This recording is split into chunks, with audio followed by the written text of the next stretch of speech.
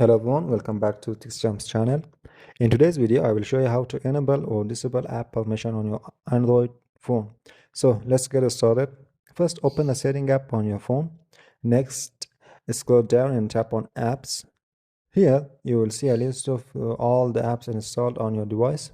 Select the app you want to manage permissions for. And for example, I will use Facebook. Once you open the app setting, tap on permissions. Here you can see which permissions are allowed and which ones are disabled.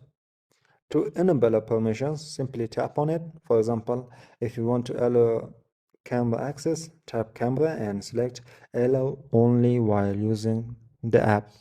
And you can do the same for other permissions such as microphone or location. After enabling them, the app will be able to use those features when needed.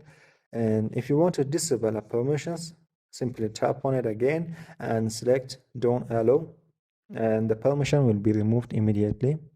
You can repeat these steps for any app or on your Android phone to control what informations and features such each app can access.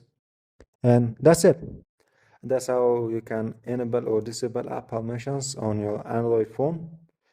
And if you found this video helpful, don't forget to leave a like and subscribe to Tutorials for more helpful tech tips and tutorial.